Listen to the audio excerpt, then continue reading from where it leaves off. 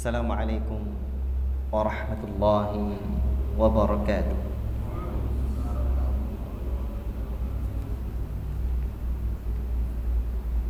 Innal hamdalillah nahmaduhu wa nasta'inuhu wa nastaghfiruh wa na'udzu billahi min shururi anfusina wa min sayyiati a'malina. Man yahdihillahu fala mudilla lahu wa man yudlil fala hadiya lahu. Ashhadu an la ilaha illallah wahdahu la syarika lahu wa ashhadu anna Muhammadan abduhu wa rasuluh. Ya ayyuhalladzina amanu taqullaha haqqa tuqatih wa la tamutunna illa wa antum muslimun. يا أيها الناس اتقوا ربكم الذي خلقكم من نفس واحدة وخلق منها زوجها وبث منهما رجالا كثيرا ونساء واتقوا الله الذي تساءلون به والأرحام إن الله كان عليكم رقيبا. يا أيها الذين آمنوا اتقوا الله وقولوا قولا سديدا يصلح لكم أعمالكم ويغفر لكم ذنوبكم ومن يطع الله ورسوله فقد فاز فوزا عظيما. أما بعد فإن أصدق الحديث كتاب الله وخير الهدي هدي محمد صلى الله عليه وسلم وشر الأمور محدثاتها وكل محدثة بدعة وكل بدعة ضلالة وكل ضلالة في النار. أيها الإخوة معاشر المسلمين, bapak-bapak, ibu-ibu yang kami muliakan karena Allah Subhanahu wa taala. Syukur kita kehadirat Allah Rabbul Alamin. Kita berada pada hari-hari yang Allah Subhanahu wa ta'ala muliakan, hari-hari terbaik dunia. 10 pertama di bulan Dzulhijjah,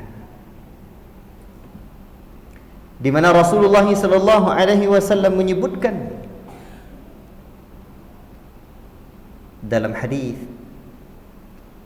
yang sahih, dan ini mestilah kita ingat, kita camkan dan kita amalkan pada kesempatan-kesempatan yang mulia ini. Kata baginda sallallahu alaihi wasallam, ma min ayyamin, tiada hari-hari al-amalu salihu fiha, amal salih, ahabbu ilallahi min hadhil ayyam, yang lebih dicintai oleh Allah Subhanahu wa taala dari hari-hari ini. Allahu akbar. Tentulah para sahabat sangat tertarik mendengarkan apa yang disebutkan oleh Nabi sallallahu alaihi wasallam.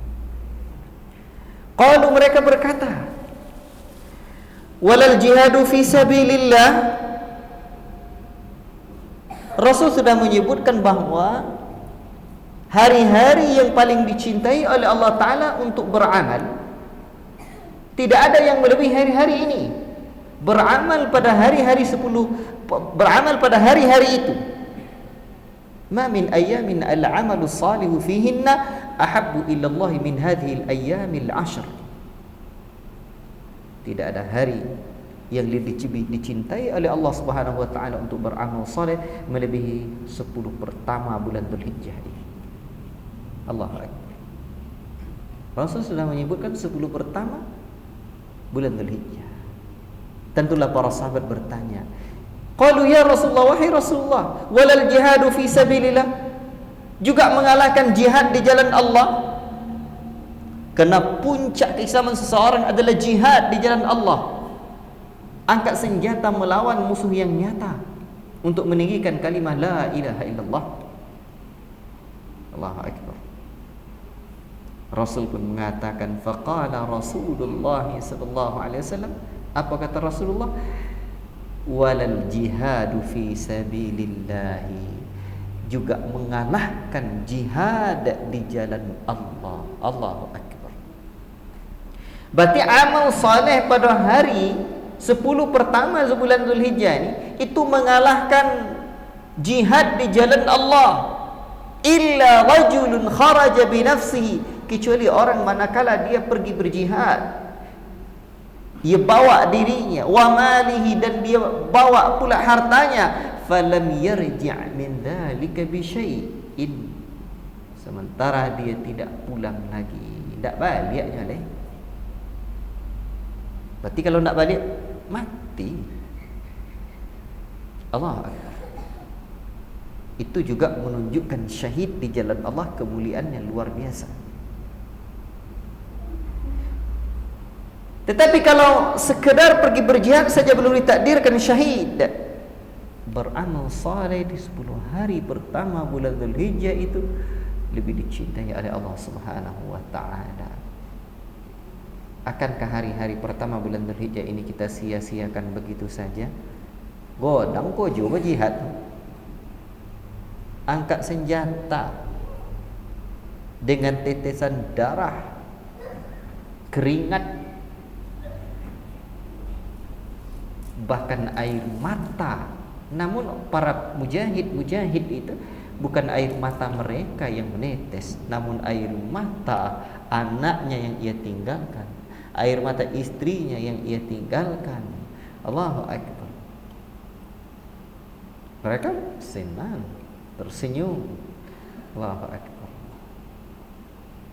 Sehingga tetesan darah dan air mata, namun mereka tidak kenal tetesan darah dan keringat, namun mereka tidak kenal tetesan air mata. Allahu Akbar. Dan hadis ini diriwayatkan oleh Abdullah bin Abbas. Allahu Akbar. Hadis ini hasan sahih dan juga dikeluarkan oleh Imam Bukhari, ya. Namun kalau sudah dikeluarkan oleh Imam Bukhari, nampaklah kita. Baik. Ikhwati fillah, barakallahu fikum. Maka luruskanlah niat. Kembali tata pemikiran hati. Ikulah kesempatan awak untuk beramal. Tabapo lama hidup kita di alam yang bernama dunia fana ini lagi. Dan al-ilmu la ya'dilhu syai' idza sahhatin niyyah. Ilmu tu tidak ada yang menandingi pahalanya apabila elok niat kita dalam menuntut ilmu. Di mana kita menuntut ilmu? Mungkin sekolah, di bangku sekolah aja wak, di masjid. Allahu Akbar. Halaqah ilmu. Makanya kalau ada orang yang meremehkan ilmu, kalian asyik-asyik untuk ilmu ke ilmunya, amal tidak dakwah idenya. Itu kalau maksudnya mencela orang yang tidak mau beramal dan tidak berdakwah, itu ya juga. Tapi kalau maksudnya merendahkan orang-orang yang sibuk dengan ilmu, tanya dulu, itu manhaj, metode siapa? Sebab Nabi dalam riwayat Tabrani menyebutkan manakala telah terjadi zaman banyak para khutbahnya yang jago ceramah banyak, tapi fuqahanya sedikit. Banyak ahli fikihnya kurang, ahli ilmunya kurang. Banyak orang yang meminta-minta, yang magia ketek. Maka ketika itu kata Nabi sallallahu alaihi wasallam, al-ilmu fi khairun minal amal. Menyibukkan diri dengan ilmu di zaman itu lebih baik daripada sekedar beramal. Diriwayatkan oleh Imam At-Tabrani rahimahullah taala. Kan jolir Nabi mengajarkan. Makanya betulnya jalan hidup itu dengan cara Nabi, bukan perasaan-perasaan. Lakin ilmu itu adalah juga amal. Allahu Akbar. Maka untuk itu perbanyaklah mendengarkan ilmu itu yang menuntun kita. Baiklah. pada malam yang dirahmati oleh Allah Subhanahu wa taala ini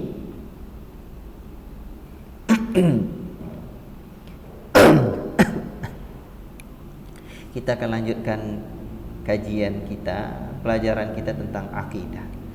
Namun pembahasan kita ini baru pengantar akidah Ahlussunnah wal Jamaah. Nah, berapa pertemuan kita? 2 ya? Hah? 3 jika.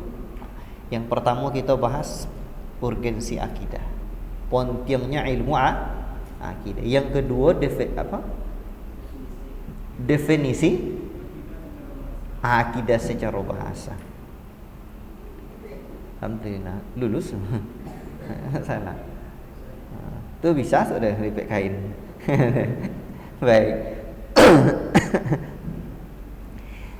Pada malam ini kita bahas tentang nama-nama ilmu akidah. Akidah itu apa? Dan kita belajar, bukan sekedar ceramah-ceramah buat golak. Belajar. Maka kalau belajar kita pakai kitab, Abu juga buat tulisan. Dan nanti pengantar akidah Ahlus Sunnah. Ahlus Sunnah itu apa? Sunnah itu apa? Nanti belum lagi tentang rujukan akidah Ahlus Sunnah itu apa?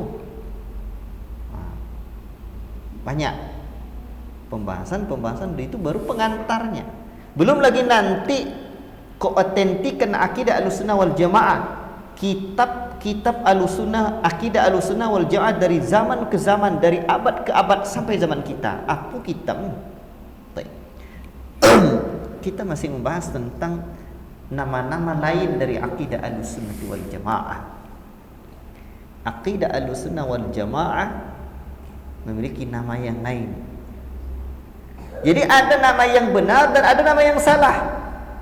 Yang benar dulu. Mananya yang benar itu? Aqidah Ahlussunnah wal Jamaah disebut juga ya satu dengan al-iman, iman. Jadi akidah disebut dengan al-iman. Berarti kita ngaji iman. Jadi kalau ada yang ngaji iman, namun pembahasannya hanya iman amal soleh gitu saja. Pembahasan tentang asma wa sifat, nama-nama Allah, pembahasan tentang ilmu akidah yang lain kurang. Tak topik ngaji iman. Kajian iman amal soleh, tetapi beko pemerintah di bubuan tu nak ngaji iman. Pemerintah beko nak di demo. Akidah Ahlussunnah wal Jamaah, sikapnya terhadap pemerintah tercantum dalam kitab-kitab yang membahas tentang iman. Allahu Akbar. Makanya dahulu di abad 3 Hijriah, 224 Hijriah, wafatlah seorang ulama yang bernama Abu Ubaid Al-Qasim ibn Sallam. Beliau menulis satu kitab yang berjudul Al-Iman. Isinya apa? Akidah. Berarti kalau ngaji iman yang betul, itu pembahasannya komprehensif.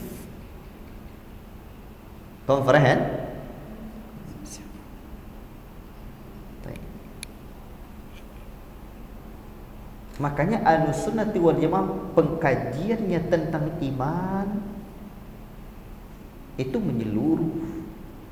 Tidak hanya memotivasi orang untuk salat jamaah ke masjid, tidak sekedar hanya menambah iman, keyakinan ke negeri akhirat, tidak, tapi juga mengenal seluk-beluk tentang nama dan sifat Allah, mengenal pembahasan-pembahasan tentang ilmu akidah. Itu segelintir pada pertemuan sebelumnya itu sudah saya sampaikan bahwa pembahasan ilmu akidah itu tidak syiar. Baku banyak apa tak? Pembahasan ilmu akidah tak tercatat. Ya. Tak catat dah ya, mau sampai balik. Ini kok contohnya. Karena seharusnya Ahlus Sunnah adalah orang yang memahami hal ini. Sebab seringkali kadang disentil. Anda bahas iman aja, ngaji ilmunya. Iman apa? Baik. Jadi ruang lingkup pembahasan ilmu akidah itu 9. Apa? Tauhid dan syirik, iman dan kufur. Kemudian pembahasan takfir, mengkafirkan orang, arkanul iman, asma wal ahkam, al-wala wal bara, al-milal wal nihal, ahlul bait was sahaba, ahkamud diyar. Cuman kesempatan ini belum saya terangkan. Untuk detailnya visual lah. Ya. Jadi pembahasan kitab Al-Iman yang membahas tentang akidah lengkap itu. Sehingga tidak salah kaprah. Baik. Itu, dan akidah disebut dengan Al-Iman karena pembahasan yang paling besar tentang akidah itu adalah tentang iman, tentang keyakinan. Ya, rukun iman ada 6. Itu nama arkanul iman. Dan kalau kita lihat lagi pembahasan iman di kalangan para ulama, seperti Al-Imam Al-Baihaqi tulis satu kitab yang berjudul Syu'abul Iman, cabang-cabang iman. Berapa banyak anan beliau tulis? 77 cabang iman. Berarti kalau contoh itu, awak perlu yang ingat-ingat balik 77 cabang iman. Berapa buah yang awak kaji pun.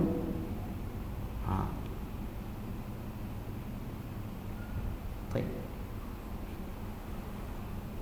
Makanya seharusnya ketika dulu Jundub radhiyallahu ta'ala anhu berkata, kunna ma'an nabi sallallahu alaihi wasallam ta'allamna al-iman qabla an nata'allama al-Quran.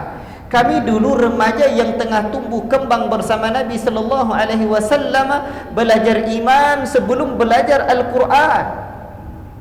Dari mana belajar iman? Dari Al-Quran juga. Namun manakala kami belajar Al-Quran, bertambah keimanan kami. Fata'allamna Al-Quran fazdadna bihi imana.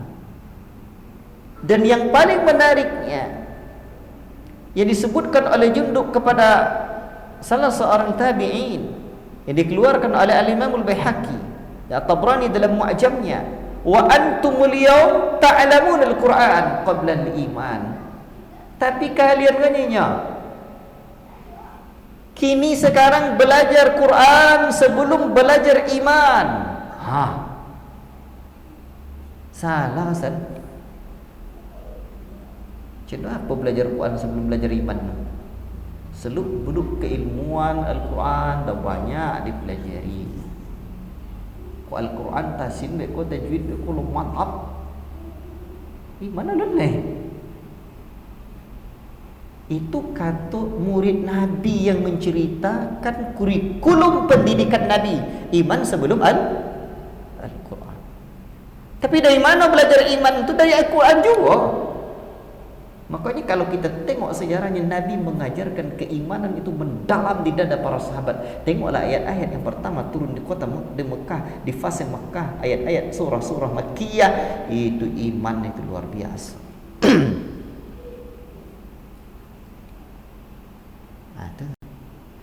Baik.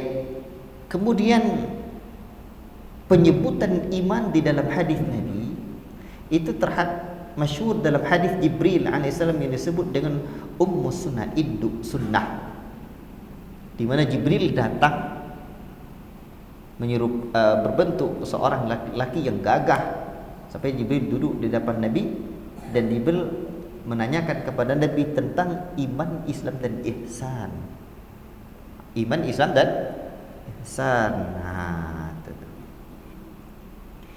Kalau disebut iman berbarengan dengan Islam, itu maknanya umpamanya kini marilah kita tingkatkan keimanan dan keislaman kita. Makna iman adalah amalan-amalan makna Islam amalan-amalan zahir.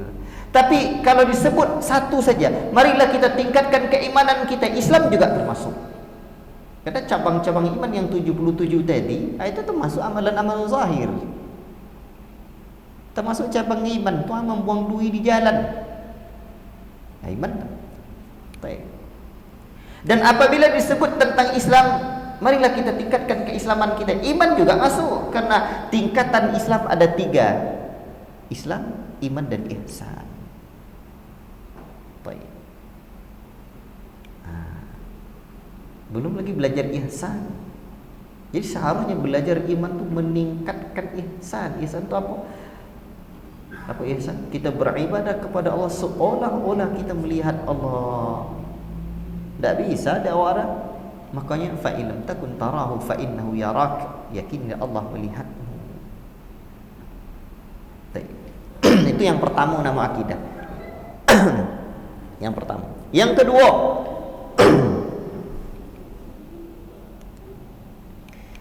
pembahasan nama lain dari ilmu akidah adalah i'tiqad, akidah atau i'tiqad ya. Itu i'tiqad atau aqaid. Jadi akidah itu bentuk jamaknya dalam tata bahasa Arab, bentuk majmuknya adalah aqaid, akidah atau i'tiqad. Dan para ulama salaf, apa tentang salaf? Generasi terdahulu. Mereka menulis kitab seperti Aqidatus Salaf wa Ashabul Hadith karya Al-Imam As-Sabuni rahimahullahu taala. Ya. Itu kitab Aqidah Salaf. Jadi nak tonton di awal contoh apa kitab akidah generasi para sahabat, baca kitab Aqidatus Salaf wa Ashabul Hadith. Itu kan berarti dinamakan pada generasi itu wafat tahun 444 Hijriah. Termasuk juga Usul I'tiqad Ahlus Sunnah wal Jamaah karya Al-Imam Al-Lalikai. Baik. Yang ketiga,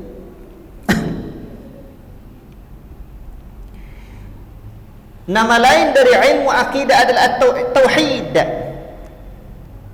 Tauhid. Apa sebab dinamakan ilmu akidah dengan tauhid? Sebab pembahasan paling besar ilmu akidah adalah tentang tauhid. Itu yang paling godang. Ilmu akidah tu pembahasannya paling godang adalah tauhid. Cuba kita ingat balik. Tauhid tu apa bagi? 3. Yang pertama,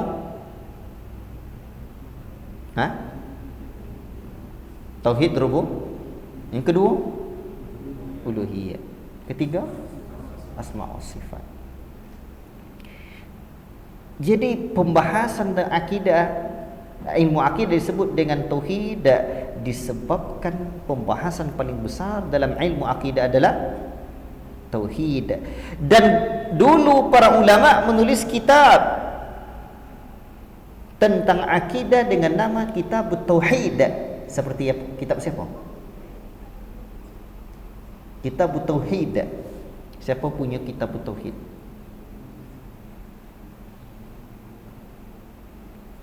Ada yang jawab tadi? Siapa tadi? Siapa? Kitab Tauhid karya siapa? Syekh Muhammad Citunya. Itu Wahabi sebi waduh. Enggak. Al-Imam Al-Bukhari.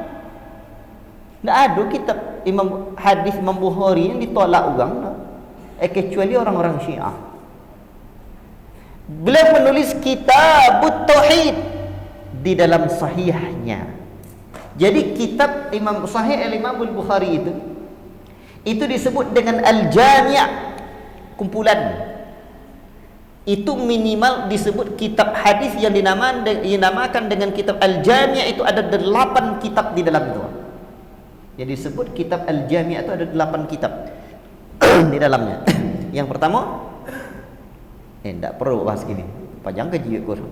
Dan di antaranya yang ada dalam kitab Al-Jami' Sahih Al-Bukhari itu adalah Kitab Tauhid. tu. Ada pun kitab tauhid di dalam Sahih Al-Bukhari. Siapa Imam Al-Bukhari? Beliau wafat 256 Hijrah. Imam dunia fil hadis, imam dunia dalam hadis. Jadi orang yang mengaji akidah, ngaji tauhid. Sehingga dulu kajian-kajian kita, guru-guru kita, guru-guru awak dulu, itu awal pertama datang ngaji itu namanya kajian akidah, kajian tauhid. Itu awal-awal dulu. Kata guru-guru kita, manakala Buya Jufri pulang dari Madinah dulu 85 berdakwah, itu ngaji tauhid, ngaji akidah. Kata Sa'arif ngaji akidah, kami malam tu pagi dia minta diapun ni dek buyar kami. Apa dia disuruh buyar ni siap kami dah soalnya. Be itu mendalam kajian tauhid dengan buyar. Rahimahullah taala. Termasuk kitab tauhid karya al-Imam Ibnu Huzaimah rahimahullah taala yang wafat 311 Hijriah. Tapi nanti ini saya ulang lagi kata kitab-kitab ini. Cuman kenapa ini perlu disebutkan? Sebab para ulama dari Ahlussunnah di zaman generasi terdahulu sudah menyebut ilmu akidah ini dengan nama yang lain, di antaranya nama At-Tauhid, sehingga ada kitab mereka. Termasuk juga Imam Ibnu Mandah punya kitab Tauhid. Bila Imam Ibnu Mandah tu, Imam Ibnu Mandah rahimahullahu taala, itu bukan zaman-zaman sekarang, dalam 359 Hijriah. Makanya kitab At-Tauhid Syekh Muhammad bin Abdul Wahhab itu bukan yang pertama, tapi kitab sudah dulu oleh kitab sebelumnya. Walaupun sebenarnya diakui atau tidak, tapi fakta telah berbicara bahawa kitab Tauhid Al-Imam Syekh Muhammad bin Abdul Wahhab adalah yang mendalam tentang tauhid uluhiyah, dalam uluhiyah.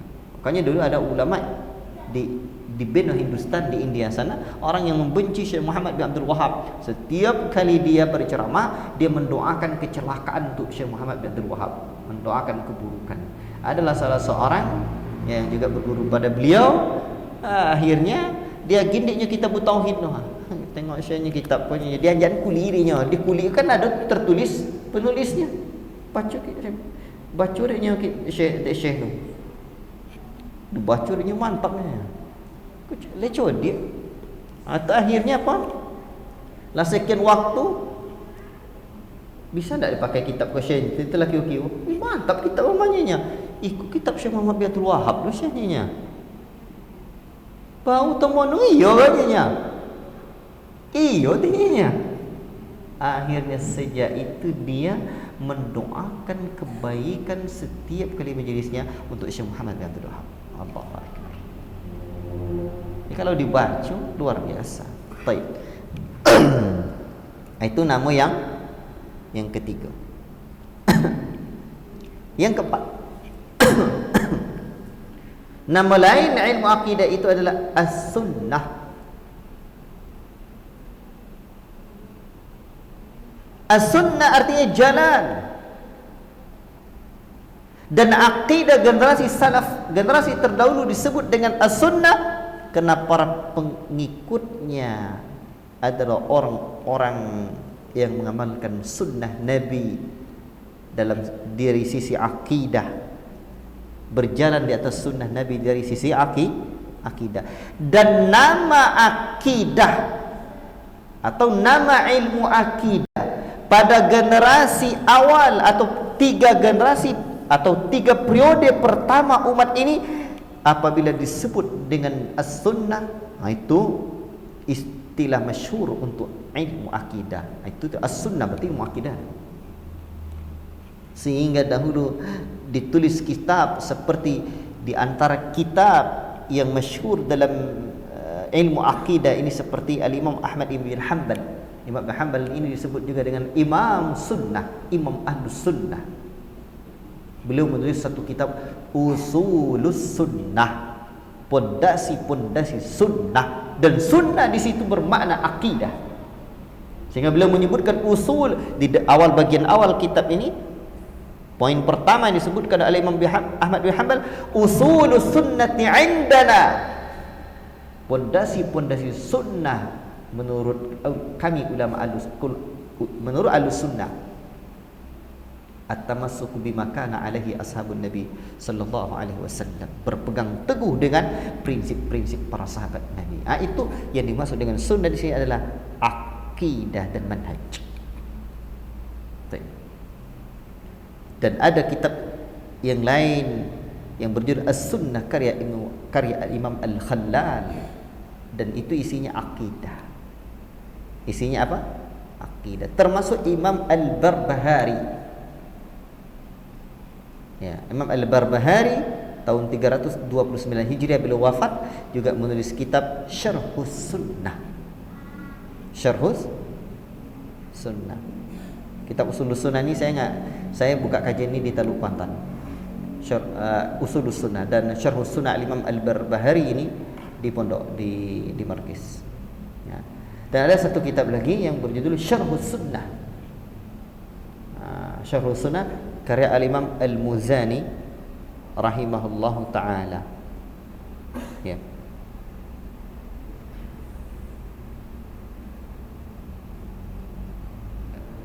Ini kitab-kitab para ulama, dan insyaallah pada pertemuan selanjutnya saya akan sebutkan kitab-kitab akidah Ahlussunnah wal Jamaah dari zaman ke zaman, dari masa ke masa. Baik. Itu nama yang keempat. Nama yang kelima, usuluddin atau usuluddiyanah. Usul artinya adalah pondasi-pondasi. Din artinya agama. Ya. Atau usuluddiyanah.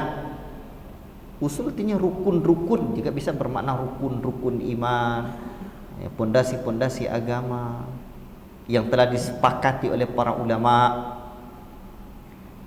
Dan di antara kitab yang ditulis dengan nama Usuluddin ada karya Al-Imam Al-Baghdadi yang wafat tahun 429 Hijriyah. Termasuk juga karya Al-Imam Abul Hasan Al-Asy'ari, Al-Ibana an Usulid Diyanah. Itu kitab Al-Imam Abul Hasan Al-Asy'ari rahimahullah taala. Jadi Asy'ariyah menisbatkan diri kepada Al-Imam Abul Hasan Al-Asy'ari. Tapi ingat, Imam Abul Hasan Al-Asy'ari ada 3 fase dalam hidupnya. 40-an tahun, sampai umur 40-an tahun beliau berakidah dengan akidah Mu'tazilah. Beliau taubat, ia tinggalkan akidah Mu'tazilah. Ia buka sebagaimana ia membuka jubahnya dan diumumkannya. Kemudian setelah itu beliau ingin berubah, tetapi masih terpengaruh dengan pikiran kullabiyah. Dan di akhir hayatnya beliau baru bertobat dan kembali ke pangkuan akidah Ahlussunnah wal Jamaah yang sesungguhnya. Beliau menulis kitab di antaranya Al-Ibanah an Usulid Diyanah. Jadi kalau mau tahu akidah, tontu awak nak tontu kita akidahnya Imam Abul Hasan Al-Asy'ari, belajar kitab. Dan di antara kitab beliau yang lain adalah Maqalat Al-Islamiyyin. Saya buat jadwal juga di Markis tentang Maqalat Al-Islamiyyin ini. Ya. Beliau berbicara tentang firqah-firqah, golongan-golongan yang tak betul lah di dalam Islam ini. Jadi sehingga saya mengatakan saya berupaya mengikuti akidahnya Imam Abul Hasan Al-Asy'ari. Berarti awak Asy'ari juga kan? Tapi Asy'arinya Imam Abul Hasan Al-Asy'ari. Baik. Dan Imam Abul Hasan Al-Asy'ari beliau wafat kapan? Wafat 324 Hijriah. Artinya beliau lebih terkemudian daripada Imam Ahmad bin Hanbal. Adapun Al-Imam Ahmad bin Hanbal rahimahullahu taala wafat 241 Hijriah. Dan yang lebih dikenal di kalangan ulama Ahlussunnah, Imam Ahlussunnah itu adalah Imam Ahmad bin Hanbal. Pertama Abul Hasan Al-Asy'ari lebih belakangan. 300 berapa tadi? 324 Hijriah. Adapun Al-Imam Ahmad bin Hanbal 200. Ya, Imam Ahmad bin Hanbal 241 Hijriah. Dan Imam Ahmad bin Hanbal di zaman beliau fitnah luar biasa tentang fitnah Al-Quran. Banyak ulama yang berguguran tak tahan. Akhirnya mereka menzahirkan yang tak betul. Ya, mengakui di antara mereka ada yang mengatakan bahwa Quran adalah makhluk tapi hatinya menolak. Namun Imam Ahmad bin Hanbal tegar luar biasa. Makanya penisbatan Imam Ahlus Sunnah wal Jamaah kepada Imam Ahmad bin Hanbal adalah sesuatu yang tepat. Ya. Dan Imam Abu Hasan Al-Asy'ari juga mengikuti akidahnya Imam Ahmad bin Hanbal. Makanya kalau ditanya akidah Ahlus Sunnah wal Jamaah siapakah pendirinya? Nabi titik sekodang gajah. Kok cia titik itu? Tetapi di antara ulama yang dikenal dengan Imam Ahlus Sunnah wal Jamaah adalah Imam Ahmad bin Hanbal. Namun kita tidak mengkultuskan seorang ulama.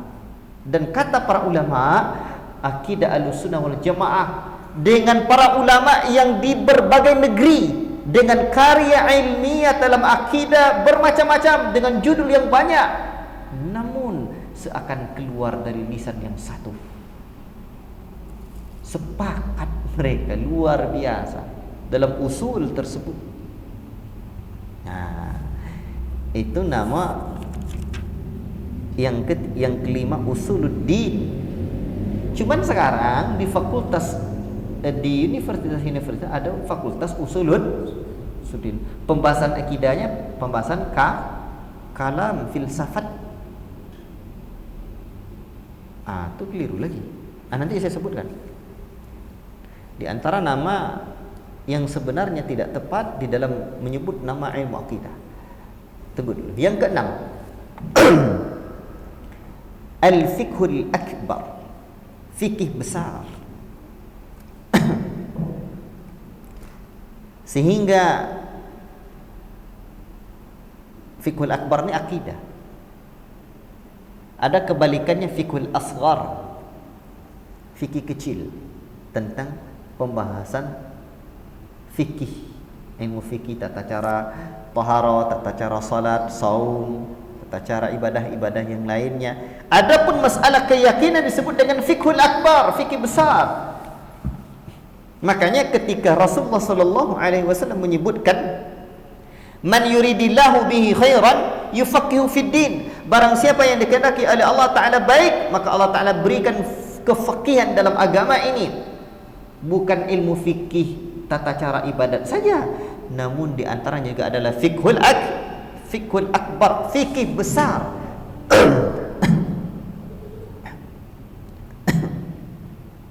Fikih besar, akidah, dan itu yang paling pertama.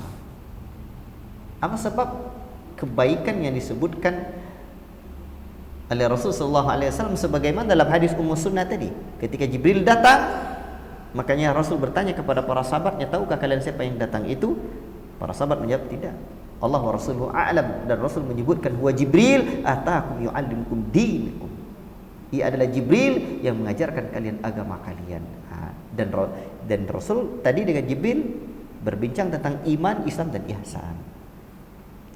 Jadi fikih besar, fiqhul akbar adalah nama lain dari ilmu akidah. Dan ada kitab yang ditulis dengan nama fikih besar ini, fiqhul akbar, karya al-Imam Abu Hanifah yang wafat tahun 150 Hijriah.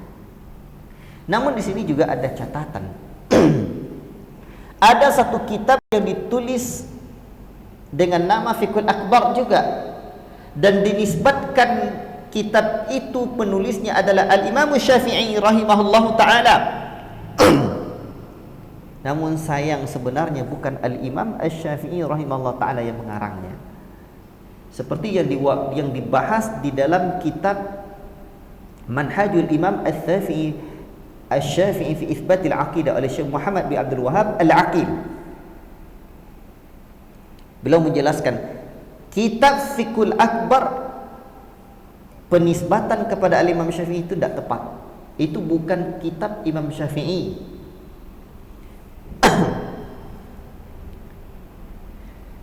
sebab satu para ulama tidak pernah menyebutkan bahawa Imam Syafi'i pernah menulis kitab Fiqhul Akbar dalam akidah, tidak ada. Yang kedua, akidahnya Al-Imam Syafi'i tidak sama dengan akidah yang ada dalam kitab Fiqhul Akbar itu. Manakala diteliti oleh para ulama, isi kandungan kitab itu adalah ilmu kalam. Dan Syekh Muhammad bin Abdul Wahab Al-Aqil Al-Bidatil menerangkan itu ada perkataan-perkataan ahli filsafat yang di zaman itu menunjukkan bukan perkataannya Imam Syafi'i. Sebab Imam Syafi'i menolak dan menentang ilmu kalam. Bahkan kata beliau diseret-seret orang-orang ahli kalam tua dikatakan kepada penduduk-penduduk negeri bahawa inilah dikeknya diseret-seret, ikolah balasan hukuman untuk orang-orang yang mengikuti filsafat atau mengikuti ilmu kalam. Belum menentang. Baik. Dan kalau mau tahu tentang akidahnya Al-Imam Syafi'i, tengok akidah muridnya. Azan, no? Ya. Tunggu cik lah. Kalau mau tahu tentang akidahnya Al-Imam Syafi'i, maka lihatlah kitab muridnya berjudul Syarh Sunnah lil Muzani. Al-Imam Al-Muzani adalah di antara murid Al-Imam Syafi'i rahimahullah ta'ala yang luar biasa. Syarh Sunnah, saya pernah belajar ini dalam daurah dengan Syekh Abdul Razak. Itu kitab akidahnya Al-Imam Syafi'i, itu murid beliau. Dan itu tidak sama dengan kitab Fiqhul Akbar yang dinisbatkan orang kepada Al-Imam Syafi'i. Jadi kalau ada orang menyebut pengikut Imam Syafi'i tapi akidahnya tidak ada akidahnya filsafat atau akidahnya ilmu kalam, itu keliru. Itu penisbatan kitab Fiqhul Akbar kepada Imam Syafi'i tidak betul. Wallahu ta'ala a'lam bishawab. Kita azan dulu ya.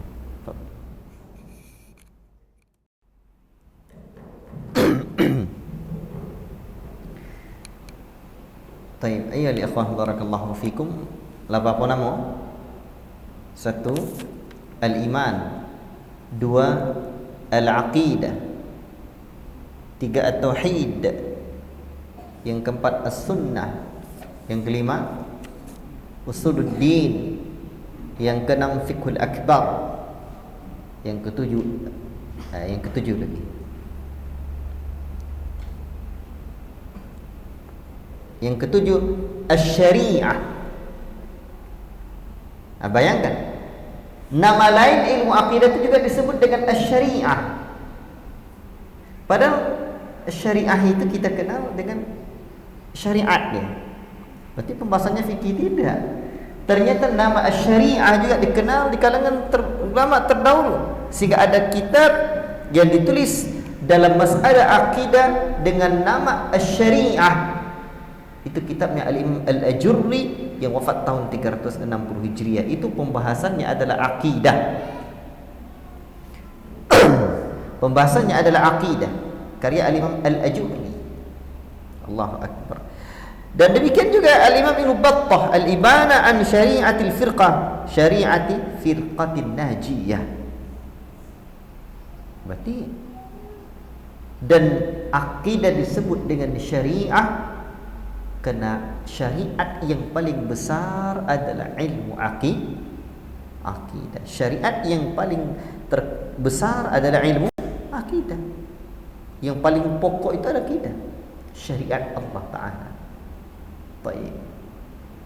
Inilah 7 nama ilmu akidah. Nama lain dari ilmu akidah itu ada 7 nama. Yang pertama tadi coba kita ulang. Yang pertama apa? Al-iman. Apa nama al-iman? Yang kedua akidah atau i'tiqad atau aqaid. Yang ketiga, itu yang kedua. Yang ketiga tauhid. Nama lain maksudnya yang ketiga adalah tauhid. Yang keempat as-sunnah. Yang kelima usuluddin atau usuluddiyana. Usuluddin atau usuluddiyana. Yang keenam fiqhul akbar, al-fiqhul akbar. Yang ketujuh asy-syari'ah. Asy-syari'ah. Baik. Inilah nama-nama ilmu akidah yang lain.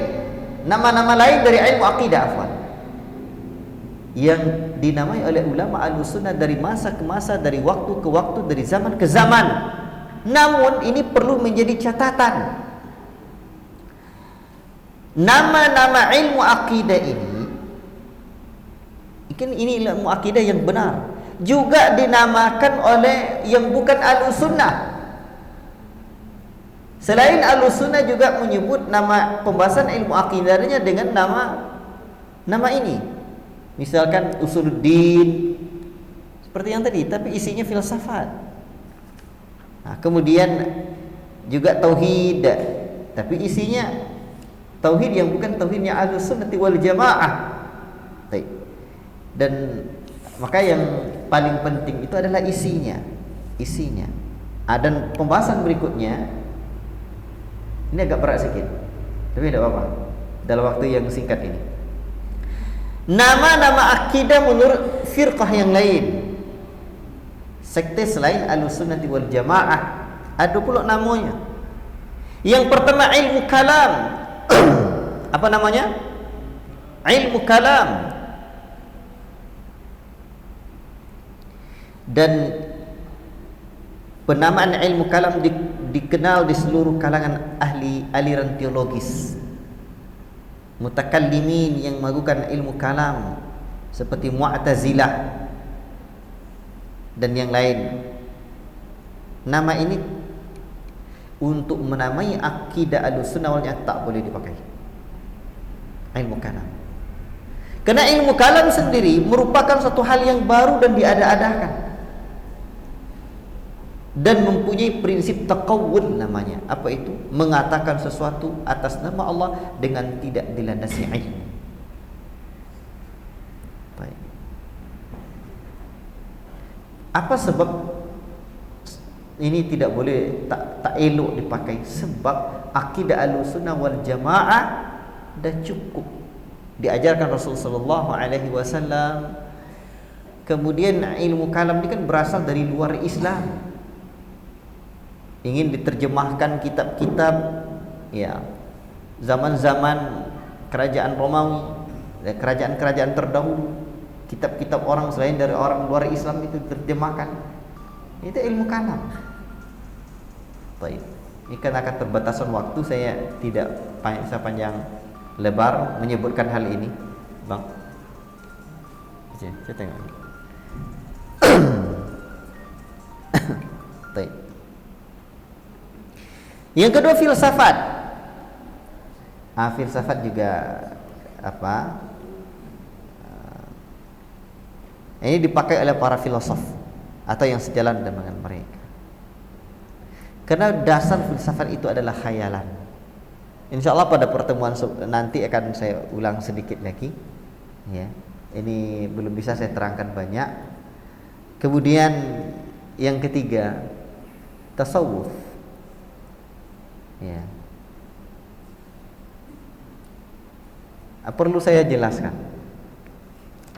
pada kesempatan berikutnya saja. Yang keempat, ilahiyat, teologi. Yang kelima, kekuatan di balik alam metafisika atau alam metafisik.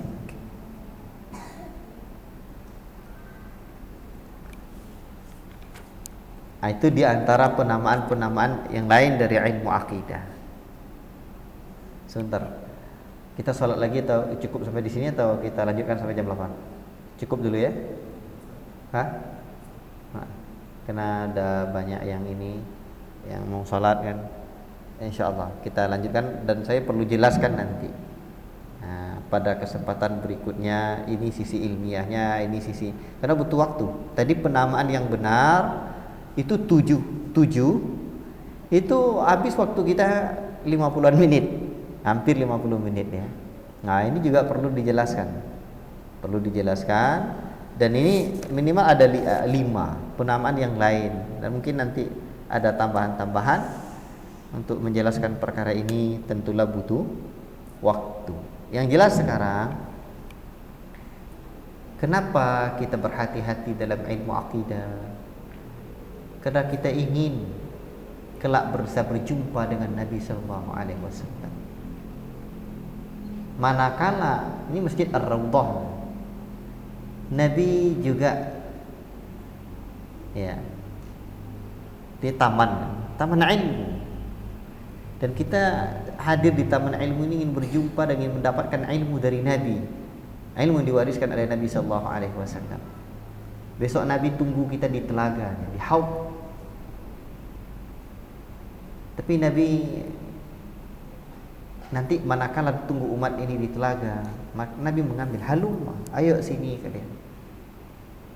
Tapi di antara mereka ada yang tidak bisa mendekat ke telaga Nabi. Tak bisa mendekat. Bayangkan itu, kita ingin datang ke rumah keluarga kita, tak bisa kita mendekat situ, puasa hati, perasaan. Dan Nabi memanggil, namun tak bisa. Dan dikatakan kepada Nabi, faqad baddalu dina. Mereka telah mengganti keyakinannya, mengganti cara pengamalan agamanya, mengganti dengan sesuatu yang tidak diajarkan Nabi. Suqan fasuqan. Kalau begitu menjauhlah kata Nabi, menjauhlah kata Nabi. Takkan ibu hati dia orang? Menjauh. La ilaha illallah. Wallahu ta'ala a'lam bishawab, karena keterbatasan waktu dan tidak pasnya sikonnya untuk membahas menjelaskan ini butuh agar tidak salah memahaminya, maka kita bahas pada kesempatan yang akan datang saja insyaallah taala. Wallahu taala a'lam bis-shawab wa sallallahu wasallama ala nabiyyina Muhammad wa ala alihi wa sahbihi ajma'in. Wassalamu alaikum warahmatullahi wabarakatuh.